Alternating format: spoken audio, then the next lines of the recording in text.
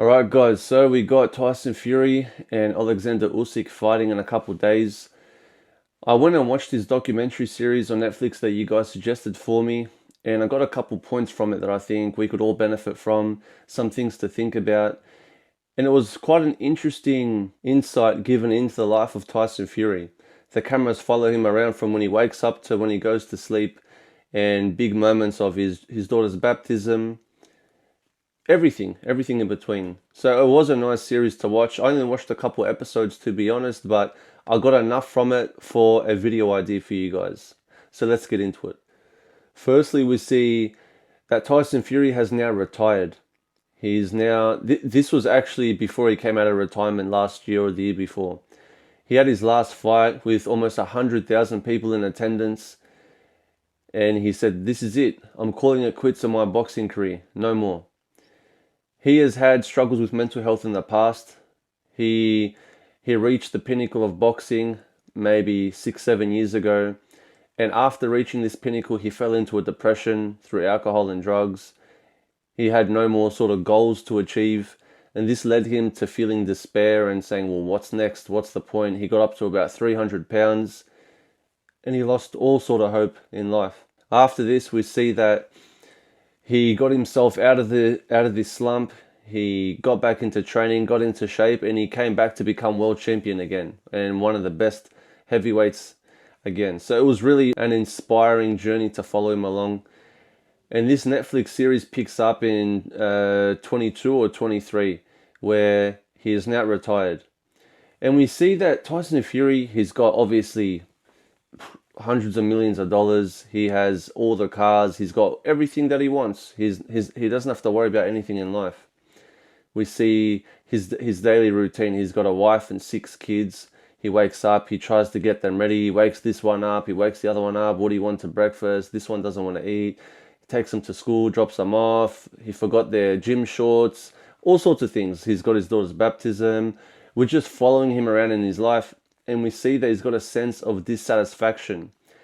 Behind the scenes, his wife tells us that she's worried about his mental health, that he's got depression, he's got bipolar, he's got anxiety, and that he can click off at any moment. And she's really worried that now with his retiring, now with the lack of structure in his life, and namely, the important part, lack of purpose, is she's worried about it's going to lead him into another depression, another mental health slope. Tyson Fury, on the other hand, is rejecting the notion of needing to go back to boxing, and that he's fully happy with his decision to retire. That he came out on top, his brain's intact, and he's got all the money in the world, and he's really adamant on this.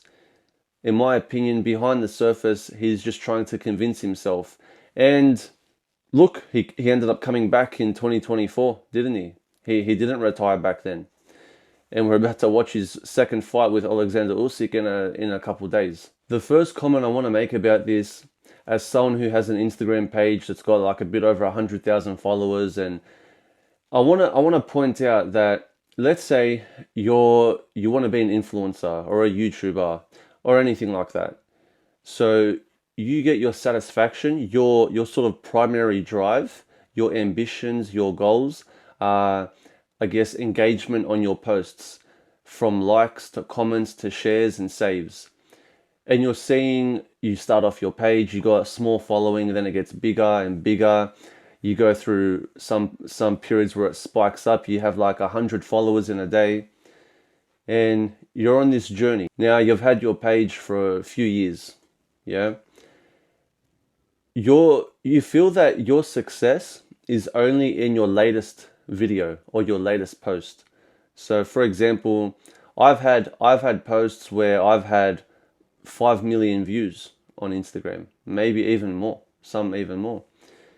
But if you get a post that has 5 million views, and then 2 days later you post another video and it gets 2,000, the fact that you got 5 million on the other one has no bearing and does not have any satisfaction carry over onto this one that just flunked. So it's very easy to ride a roller coaster of following each and every post. Oh, this one only got 200 likes in an hour. Yesterday's one got 2,000 likes in an hour. What did I do wrong? Did I not do this? Was I meant to write different? Was the caption too long? And all these thoughts go through your head. Now, from my personal experience, what I've done is I've turned off my notifications on Instagram. I don't check. If I post it, maybe I'll hang around on my phone. I'll refresh it in 10, 15 minutes. If there's an important comment, maybe pin it, maybe like it, comment, and then I'm done. I really don't check it. It doesn't buzz. I'm not at the gym and it's buzzing. I'm not out. Like, I don't see anything unless I manually go into my Instagram and open up the post and look. I don't see anything. I don't see arguments. I don't see anything. And this has really helped me overcome that sort of like following each post and trying to track how it's going. Man, if I get 200 likes on it or I get 20,000 likes, at this stage, it's just a number. Why I'm saying this is I'm thankful to God that I've been able to get away from tracking every post and everything that's going on the page. You know, as someone that starts it out, you're very invested and you want it to succeed. That's the whole point of why you're doing this. Now I find myself in a position where I'm able to detach from it, but I've got a new project, which is this YouTube page. And of course, it started all over again. It's the same idea.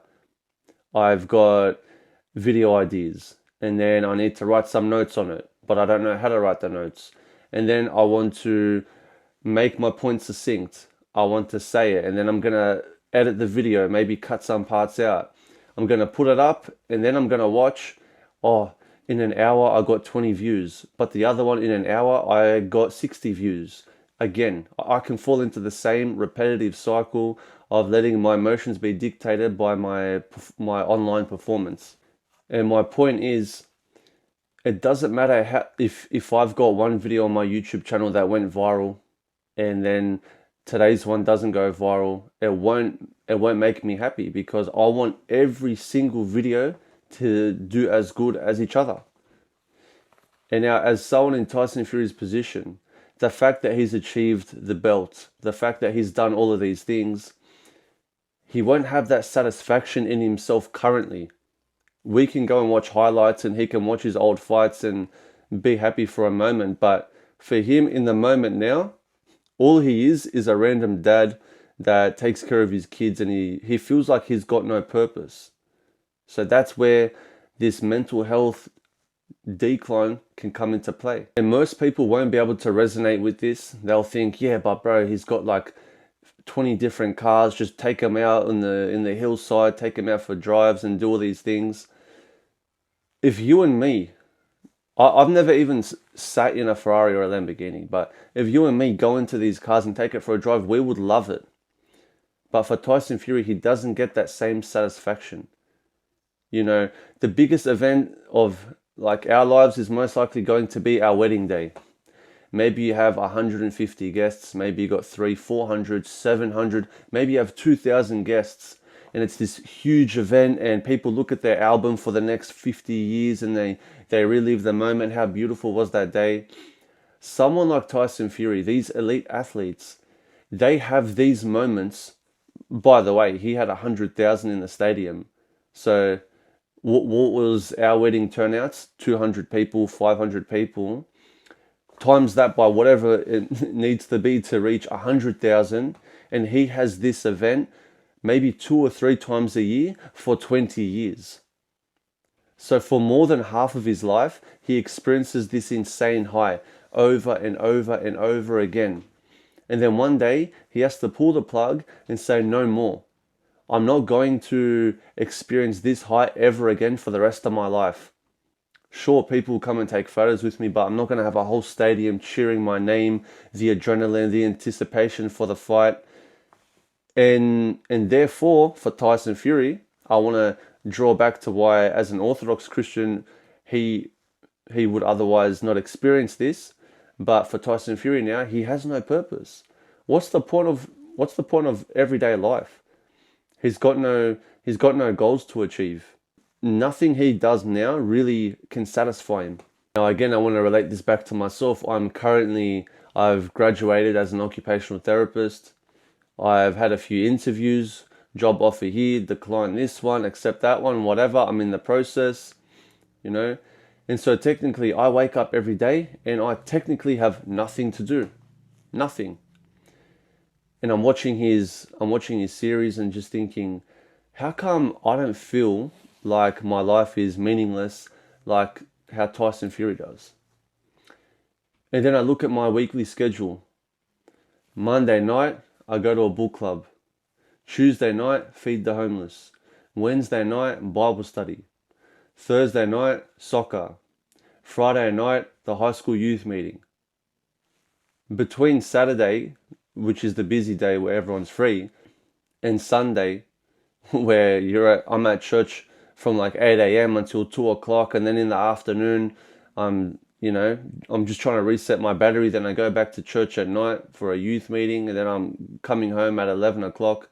I look at my life, and it's based around God.